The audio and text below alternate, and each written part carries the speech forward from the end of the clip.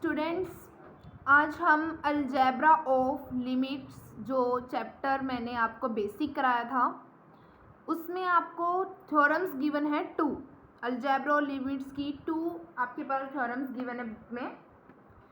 First theorem तो है कि भी आपके पास अगर एक function F X Y 2 variable का गिवन है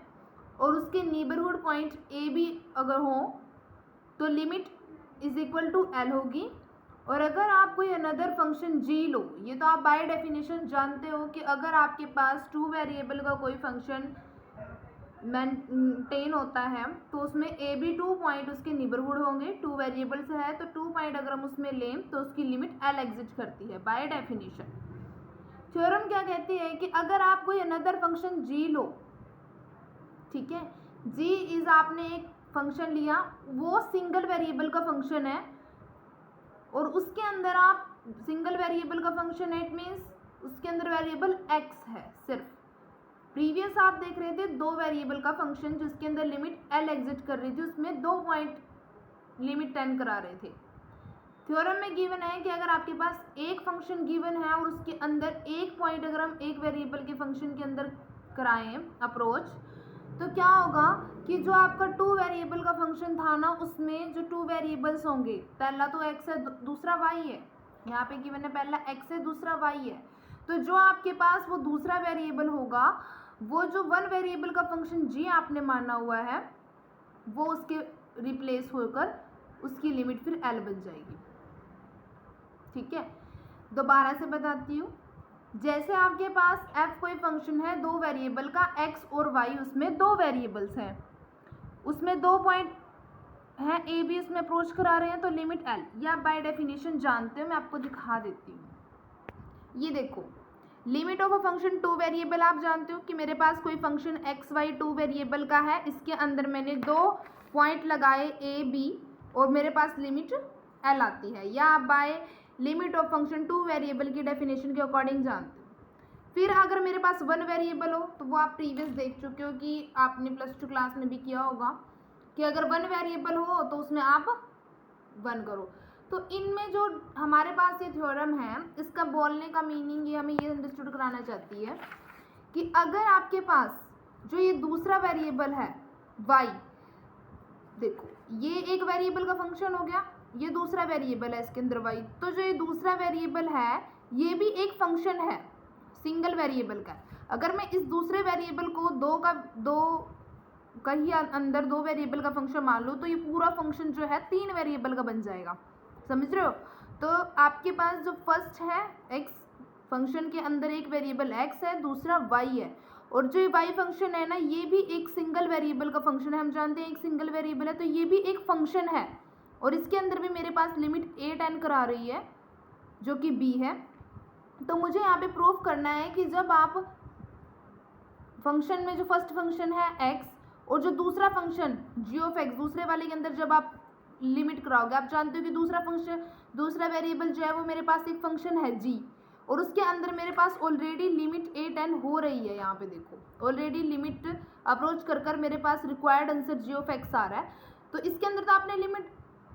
करा दी। जो दूसरा फंक्शन है पहले वाला वेरिएबल है उसमें करानी है ना, दूसरे वाले में तो आपने y तो एक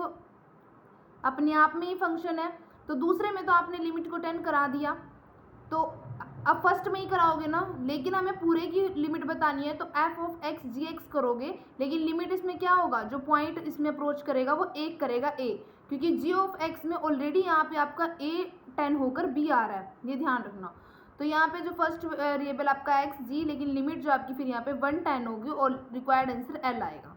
बाकी इसके आप प्रूफ में देखो उसको कैसे करेंगे। तो ये स्टेटमेंट मैंने ऐसे यहाँ पे लिखी हुई है, ये मैंने आपको थोड़ा सा थ्योरम को समझाया है कि भी कैसे है। अगर आपको इसका थ्योरम का स्टेटमेंट अगर आपको समझ में आ गई तो आप प्रूफ इसका इजीली कर सकते हो। तो हम प्रूफ देखेंगे। प्रूफ क्या होगा इसका कि आपके पास आप सबसे पहले क्या करोगे, आपको जो गिवन है आप वो लिख लोगे। आपको क्या गिवन है कि भी अगर आप एक्स वाई 2 वेरिएबल के फंक्शन के अंदर ए बी 2 पॉइंट्स की लिमिट 10 कराओ तो आपके पास बाय डेफिनेशन लिमिट एल आती है। ओके, सेकेंड आपके पास क्या है, तो बाय अगर हमारे पास ऐसा हो, इन्होंने गिवन है कि एक्स वाई आपके पास नेबरहुड पॉइंट ए बी के हैं, तो ये आपके पास F of x Y L होता है। तो अगर हम इस पर वो एप्सिलॉन वाली डेफिनेशन लगाएं तो क्या होगा, सबसे पहले हम क्या लेंगे, फॉर गिवन एप्सिलॉन जो कि ग्रेटर देन 0 होगा,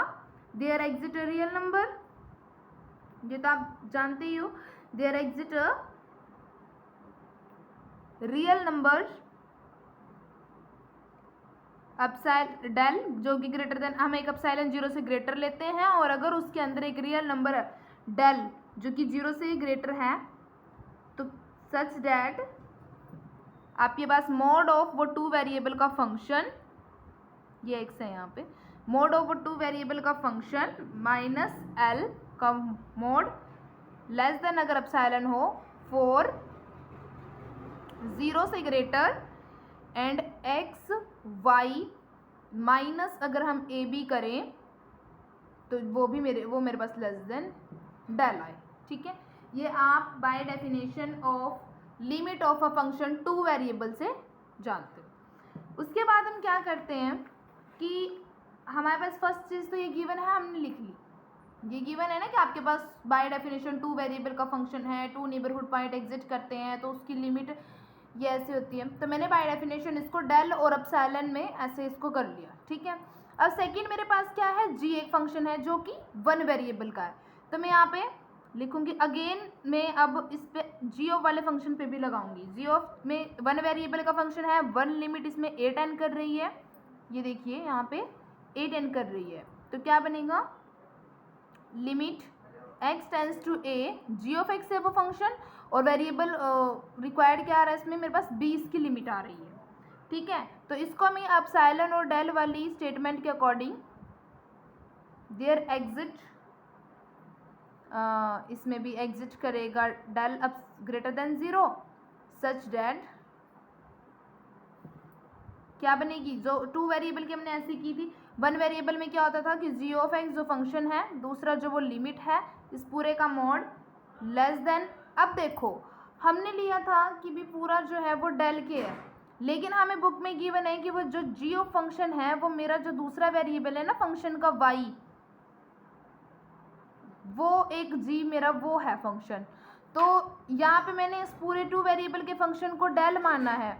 तो एक वेरिएबल का क्या बनेगा, पूरा डेल तो नहीं मान सकते, डेल का हाफ बनेगा ना, तो डेल बाय 2। ओके, और फॉर x माइनस ए, ये वन वेरिएबल के डेफिनेशन के रिगार्डिंग आप जानते हो कि x माइनस ए लेस देन डेल वन होगा। नाउ अब हमें क्या गिवन है कि इन्होंने बोला कि भी मल्टीप्लिकेशन f ऑफ x और वो दूसरा y जो वेरिएबल का फंक्शन है ना जी एक्स, वो x और वो जी एक्स जब आप उनकी मल्टीप्लिकेशन करते हो और उसमें 1.8 एन कराते हो तो आंसर आता है l, तो आपने वही करना है यहाँ पे। नाउ बाय डेफिनेशन आप इसको करोगे, कैसे करोगे, जो फर्स्ट फंक्शन मतलब फर्स्ट वेरिएबल है वो क्या है,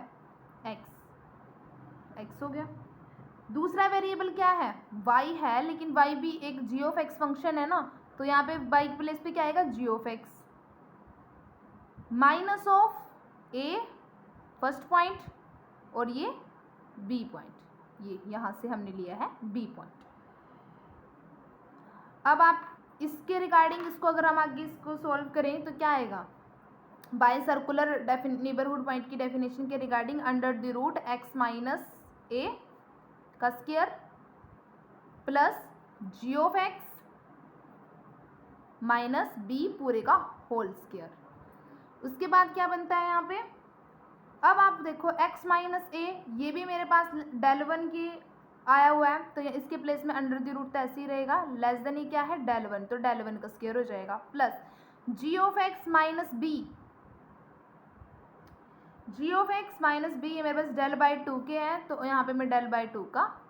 स्क्वायर कर दूंगी, तो क्या आएगा मेरे पास यहाँ पे डेल वन स्क्वायर प्लस ये हो जाएगा डेल स्क्वायर बाय 4, और जब इसको मैं आगे सोल्व करती हूँ तो बाय मतलब इसको एलसीएम लेती हूँ तो ये बन जाएगा, नीचे यहाँ पे 1 है तो 4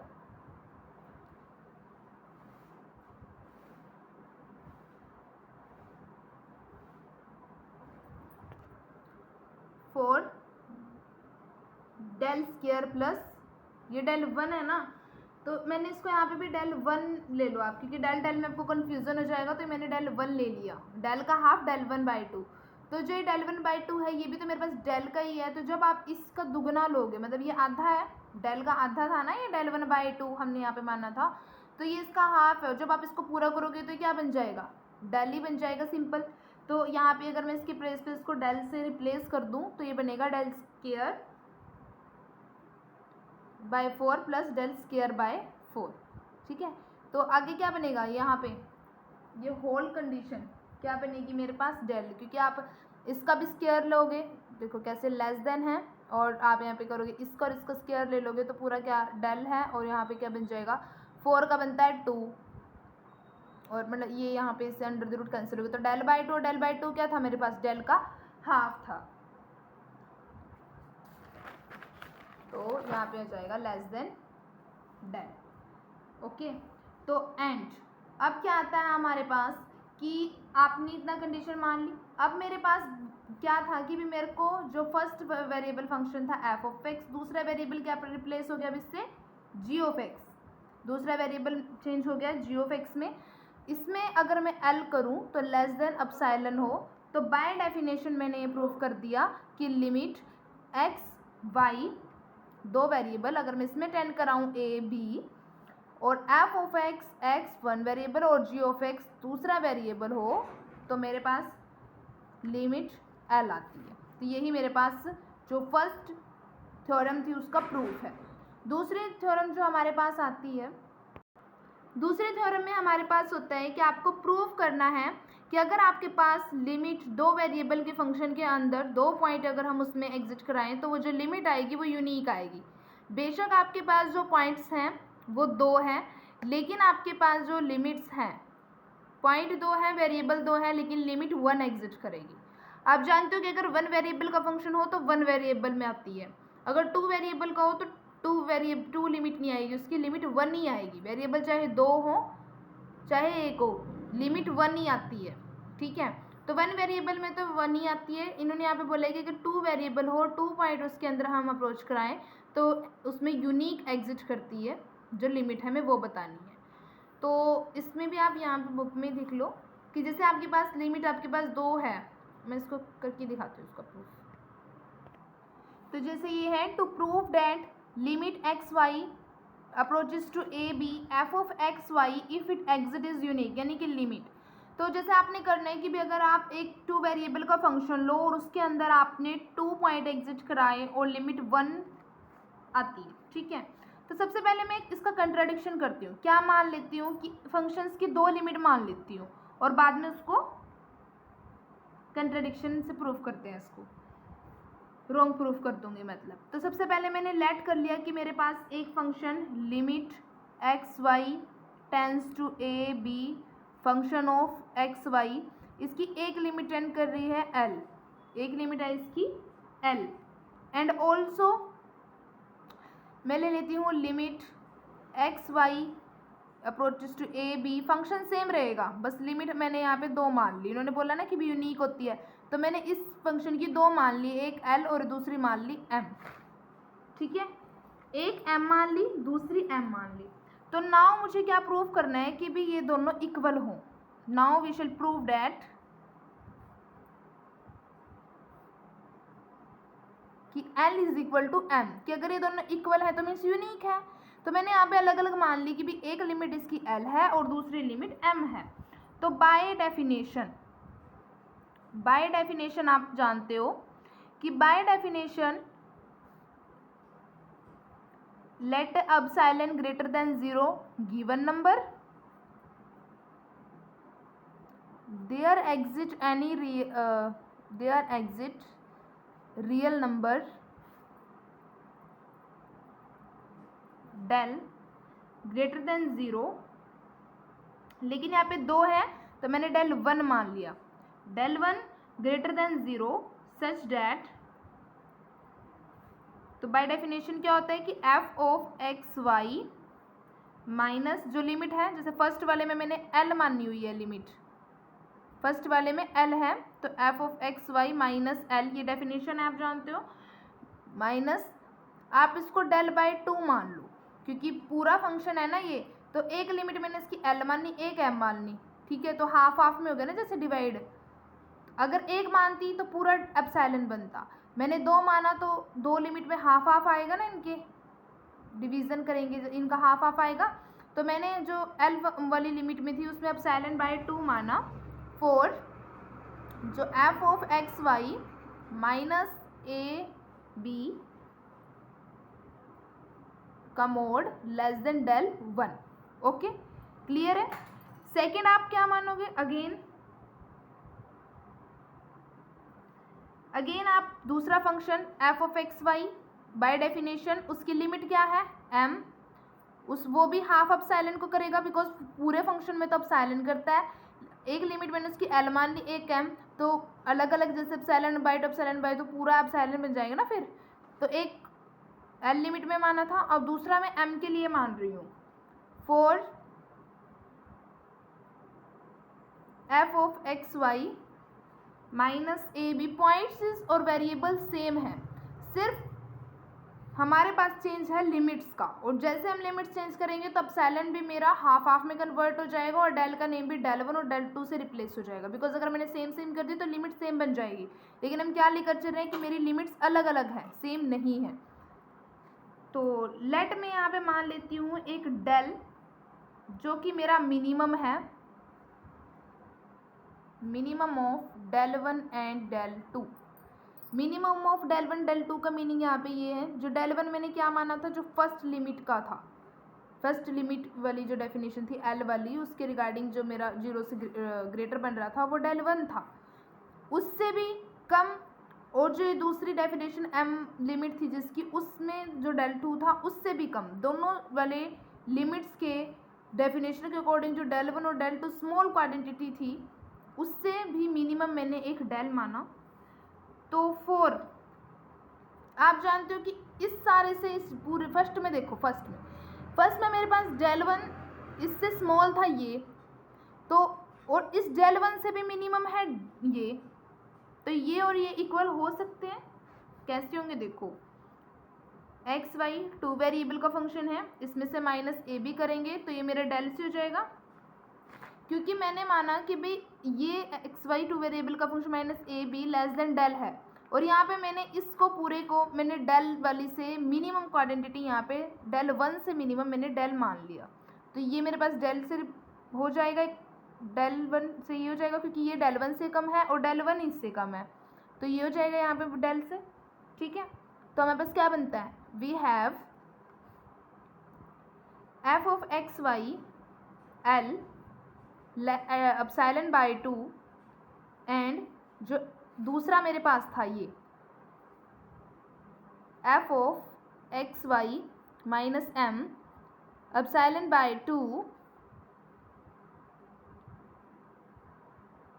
ये पूरा का पूरा क्या हो गया मेरे पास, डेल हो गया। ये डेल 1 से छोटा है डेल 2 से भी छोटा है डेल,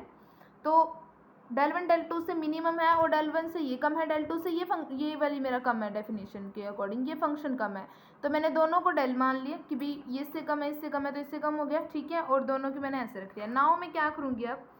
कि मैं जो फर्स्ट लिमिट थी उसमें से दूसरी लिमिट को सब्ट्रैक्ट करूँगी। ठीक है,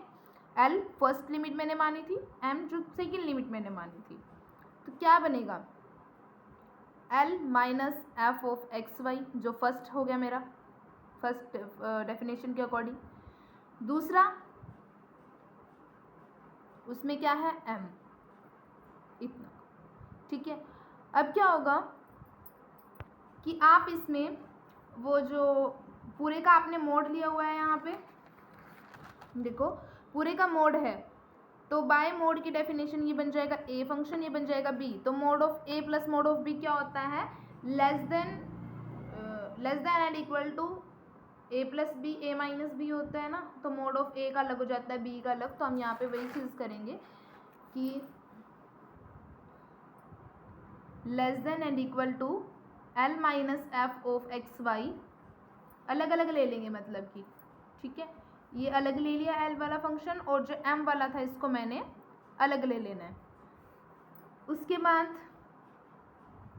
ये पूरा मेरे पास किसके इक्वल बनता है, ये लेस देन की क्वाड्रेंटिटी है ना, तो ये मेरे मैं इसको ऐसे करके लिख सकती हूँ ना, f of x Y minus L की, बिकॉज मोड में है और कोई फ़र्क नहीं पड़ता इसमें साइन का।